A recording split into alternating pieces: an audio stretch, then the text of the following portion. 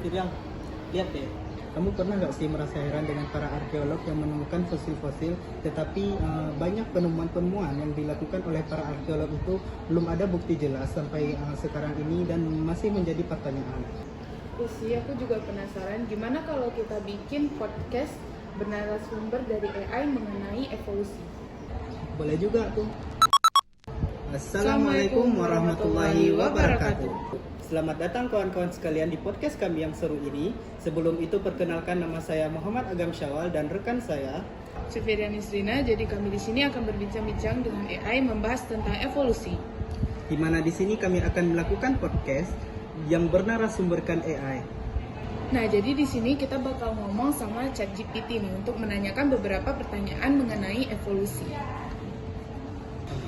Nah, jadi kali ini kita bakal nanya-nanya nih tentang evolusi sama ChatGPT. Langsung aja kita ke pertanyaan yang pertama. Apa definisi evolusi menurut teori Darwin dan bagaimana konsep ini telah berkembang sejak saat itu? Teori Darwin tentang evolusi menyatakan bahwa spesies berubah seiring waktu melalui seleksi alam. Individu memiliki ciri yang lebih menguntungkan, cenderung bertahan hidup dan bereproduksi. Sejak itu konsep ini telah berkembang dengan penemuan genetika yang menunjukkan bagaimana mutasi dan rekombinasi genetik berperan dalam evolusi. Teori ini juga didukung oleh bukti fosil dan studi tentang DNA.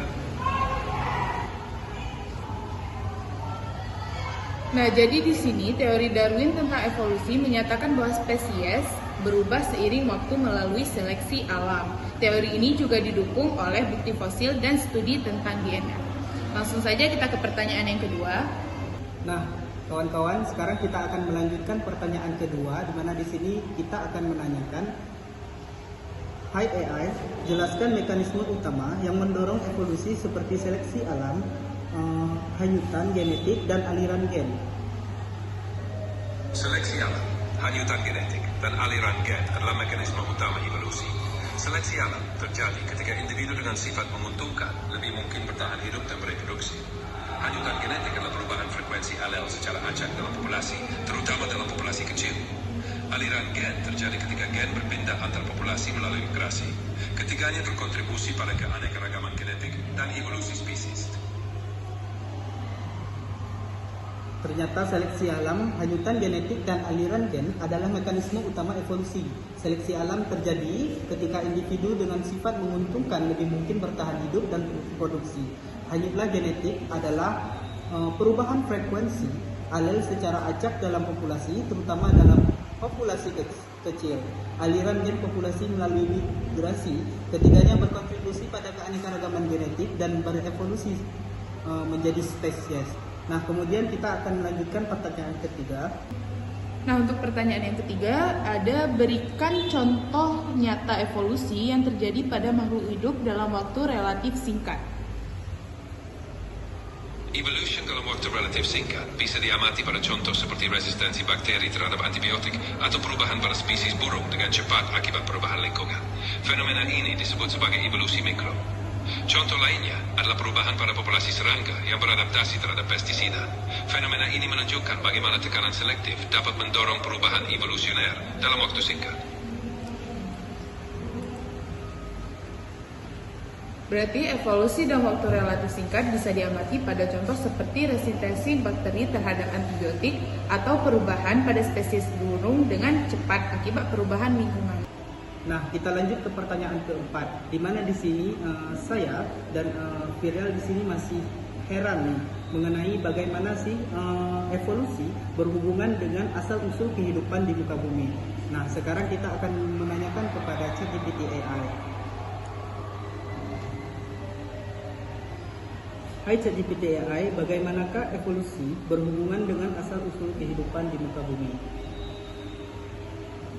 Evolution berperan dalam menjelaskan bagaimana kehidupan di bumi berkembang dari bentuk-bentuk sederhana menjadi beragam seperti sekarang.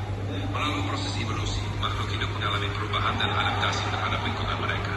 Teori evolusi membantu kita memahami bagaimana kehidupan pertama kali muncul dan berkembang dari organisme uniseluler hingga kompleksitas kehidupan saat ini. Evolusi juga menjelaskan hubungan kekerabatan antar spesies. Nah, Kawan-kawan, ternyata evolusi itu sangat berperan dalam menjelaskan bagaimana kehidupan di bumi ini berkembang melalui bentuk-bentuk yang sederhana menjadi bentuk yang beragam seperti yang kita lihat sekarang ini. Apakah Firil masih ada pertanyaan?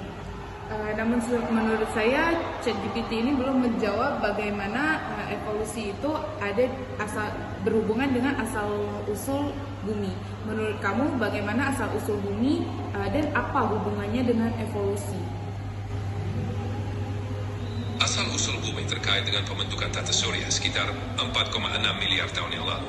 Setelah bumi terbentuk, kondisi lingkungan yang mendukung kehidupan mulai muncul, seperti adanya air dan atmosfer. Evolusi berhubungan dengan asal-usul bumi karena setelah bumi terbentuk, kehidupan mulai berkembang dari bentuk paling sederhana dan berevolusi menjadi kompleks.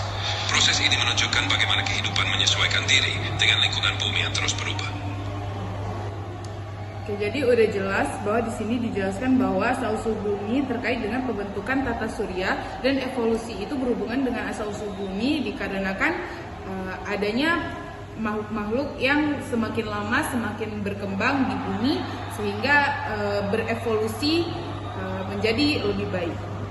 Nah, dari hasil semua pertanyaan yang telah kami jawab, mungkin ada kekurangan dari kami, tapi sebelum itu nih, saya ingin menanyakan kesimpulan apa yang dapat kita ambil dari materi evolusi ini. Nah, menurut Kak Firil, bagaimana sih kesimpulan yang dapat kita ambil?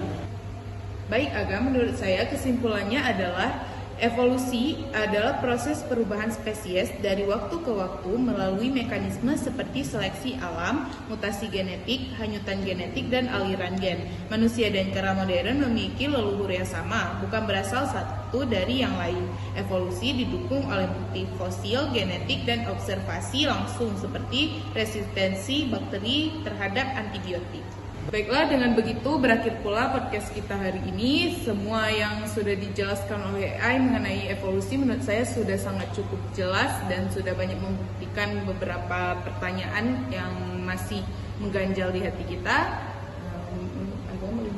Ya, dengan berakhirnya pertanyaan-pertanyaan kita pada hari ini, berakhirlah pertemuan kita.